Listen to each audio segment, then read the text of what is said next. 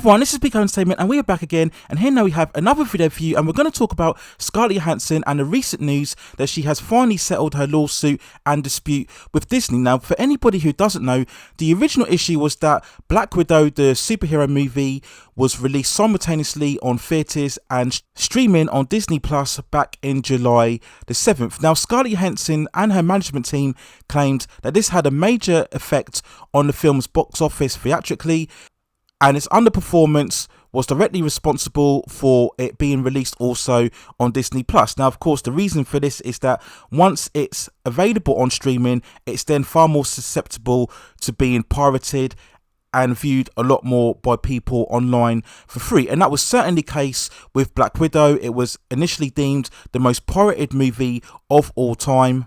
And when we look at the most successful box office films of this year, the majority of them have been theatrically released only. So there were many factors supporting the fact that the release on Disney Plus did negatively impact the box office performance of the film. Now, from this, Scarlett Johansson felt that she lost out on certain bonus incentives that she would have received if the film had performed far better at the box office. So Disney were blamed for really taking away her bonus payments and impacting her in a negative aspect. Now, the film itself has grossed over 379 million worldwide at the box office, and there's no doubt about it that it would have earned far more had it been released theatrically only. And that, of course, has been supported by the fact that Shang-Chi and the Legends of the Ten Rings has also continued to outperform Black Widow, and that itself was a theatrical release only. Now, Scarlett Johansson's lawsuit was major news at the time because it was such a rare case to have such a prolific actress go public with a lawsuit, especially against a studio like Disney. And normally we assumed that all relationships between all of the Marvel actors and Disney were all very solid. It was very rare that you would hear any behind the scenes drama in terms of the actors and their contracts in terms of producing the movies. Now, there was ongoing speculation that we would see other actors and actresses come forward and hold studios to task if they had similar back-end movie deals that would have been affected by the movies being moved to streaming. We look at Warner Brothers, for example, who had to compensate a lot of their actors, including the likes of Gal Gadot and Patty Jenkins, when they decided to move all of their movie slate for 2021 onto HBO Max. Now, following the lawsuit, there were certain back and forth comments made between Scarlett Johansson's management team and Disney. Disney was stating, or certainly hinting, the fact that Scarlett Johansson wasn't being considerate enough given the pandemic, and also they disclosed the fact that she had already earned around 20 million upfront. Shortly after, Disney requested that the case be moved to arbitration rather than court, so this essentially means that a third party could decide the overall outcome of the lawsuit.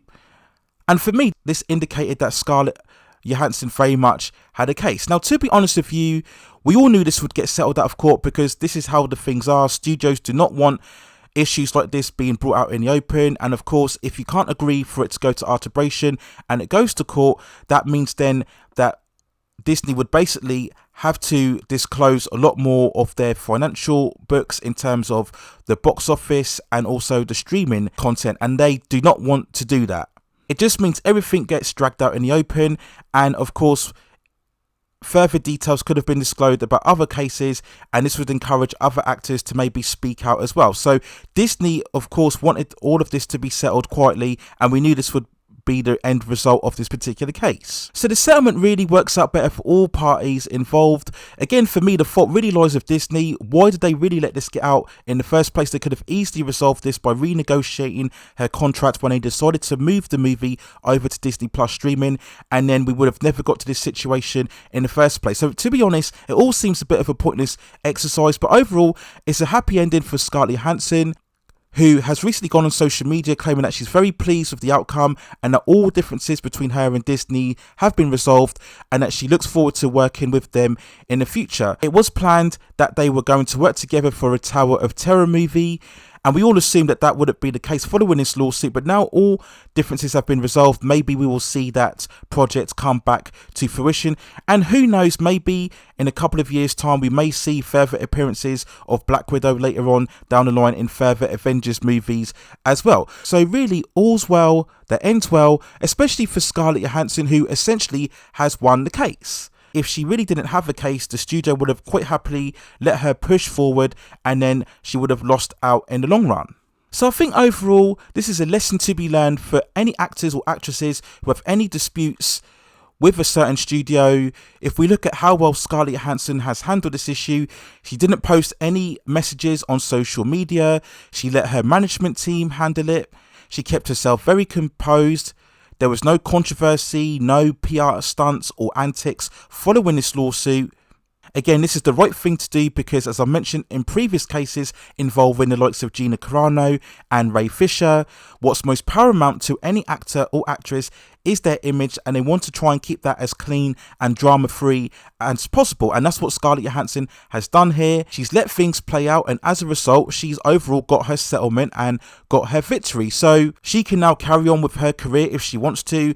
Her reputation has been kept intact. In many ways, perhaps it's probably gone up in some esteem because she'll now be seen as an actress who took on a big studio and eventually won her case. From Disney's point of view, as was confirmed by Bob Chapek, going forward with their contracts, they will now be reconfiguring the certain terms and how they will be paying their actors going forward for future projects overall. So all in all, a good case and a good win for Scarlett Johansson. It hasn't been disclosed on how much she earned from the settlement, but I would guess it's something in the region of anything from $20 to $40 million.